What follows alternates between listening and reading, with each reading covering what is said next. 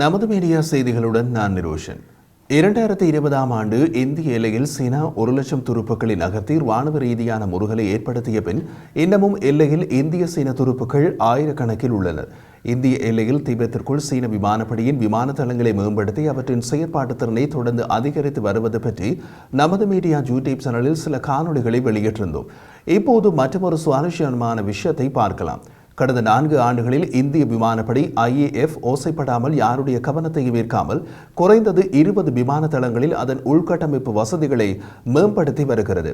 பாதுகாப்புத்துறை வட்டாரங்களில் கூறப்படும் தகவல்களின்படி இந்த மேம்பாடுகளில் புதிய நிலத்தடி வெடிபொருள் மையங்கள், கடினப்படுத்தப்பட்ட விமான நிறுத்துமிடங்கள் மற்றும் டாக்ஸிவேக்களின் கட்டுமானம் மட்டுமின்றி புதிய ரேடார்கள் மற்றும் அடிப்படை பாதுகாப்பு அமைப்புகளை அமைப்பதுடன் வழி செலுத்துதல் தொழில்நுட்பத்தை மேம்படுத்துதல் ஆகியவை அடங்கும். இந்த திட்டங்கள் முன்பே போடப்பட்டு இருந்த போதிலும் அதில் ஆர்வம் காட்டப்படவில்லை. 2020ஆம் ஆண்டு முதல் சீனாவுடனான எல்லைப் பகுதி ராணுவ பதட்டங்கள் தொடங்கிய பின் இன்னமும் வேகமான மற்றும் கவனம் செலுத்தும் அணுகுமுறைக்கு வழிவகுத்தன. மே 2020இல் சீனாவுடனான பதட்டங்கள் தொடங்கிய பின் இந்திய விமானப்படை IAF 37 விமான தளங்களின் ஏர்ஃபீல்ட் உள்கட்டமைப்பை நவீனமயமாக்குவதற்காக நடவடிக்கையை முதலில் தொடங்கியது. விமானப்படைகளின் ஏர்ஃபீல்ட் உள்கட்டமைப்பை MAFI மாஃபி என்று சுருக்கமாக அழைப்பார்கள். TPSCD டாடா பவர் ACD நிறுவனத்துடன் இந்திய பாதுகாப்பு அமைச்சு 1200 கோடி ரூபாய் ஒப்பந்தத்தில் கையெழுத்திட்டது என்று அவர்கள் விளக்கினார்கள். MAFI கட்டம் ஒன்றில் இந்திய விமானப்படையின் IAF-இன் 30 விமான தளங்களை மேம்படுத்துவதை உள்ளடக்கிய திட்டம் முதலில் நடைமுறைப்படுத்தப்பட்டது. இந்த திட்டத்தில் வகை 2 ILS எனப்படும் இன்ஸ்ட்ருமெண்ட் லேண்டிங் சிஸ்டம் மற்றும் வகை 2 AFLS எனப்படும் ஏர்ஃபீல்ட் லைட்டிங் சிஸ்டம் ஆகியன நவீன ஏர்ஃபீல்ட் உபகரணங்களை நிறுவுதல் மற்றும் இயக்குதல் ஆகியவை அடங்கும். ILS என்பது தரையில் உள்ள ஒரு உபகரணத்தின் மூலம் விமானத்தை தரையிறக்கும் பொறிமுறை. AFLS விமானத்தள ரன்வேகளில் ஒளிரும் மேம்படுத்தப்பட்ட லைட்கள் தொடர்பானது.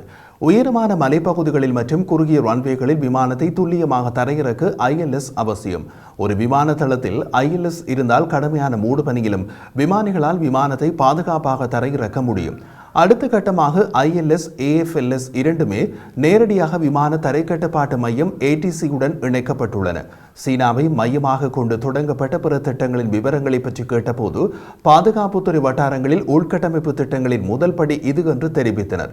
இந்த உள்கட்டமைப்பு திட்டங்கள் முன்பே இந்திய விமானப்படையின் ஆவணங்களில் இருந்தன, ஆனால் நடைமுறைப்படுத்தப்படவில்லை. நிதி ஒதுக்கீடு செய்யப்படவும் இல்லை.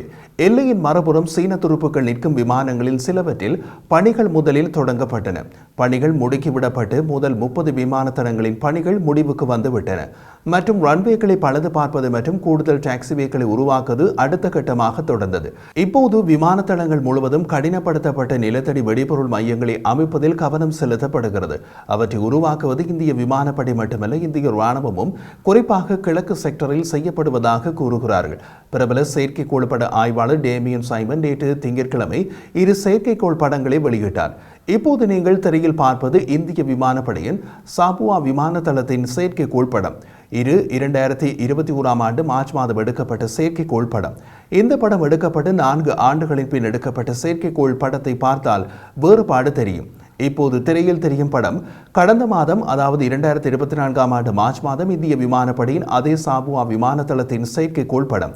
2 படங்களுக்கும் இடையே உள்ள வித்தியாசம் என்னவென்றால் கடினப்படுத்தப்பட்ட விமான தரிப்பிடங்கள் அமைக்கப்பட்டுள்ளன. கடினப்படுத்தப்பட்ட விமான தரிப்பிடம் என்பது செயற்கைக்கோளில் இருந்து பார்க்கும் போது எத்தனை விமானங்கள் நிற்கின்றன என்பதை தெரிந்து கொள்ள முடியாத வசதி. அவை தவிர Su-30 MKI இந்திய விமானப்படையின் போர் விமானங்களை நிறுத்தும் தளத்தில் ஒரு புதிய பெரிய ஏப்ரன் அமைக்கப்பட்டிருப்பது தெரிகிறது. விமான தள ஏப்ரன் என்பது விமானத்திற்கு எரிபொருள் நிரப்பப்படும் அல்லது பராமரிப்பு செய்யப்படும் பகுதி.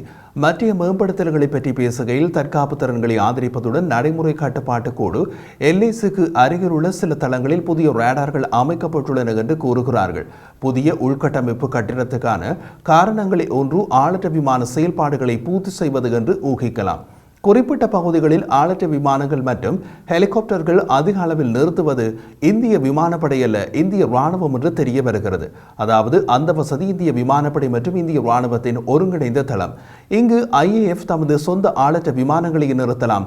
அதிகரித்த தேவையை பூர்த்தி செய்ய அதிக உள்கட்டமைப்புகள் உருவாக்கப்படுகின்றன என்று கூறப்படுகிறது.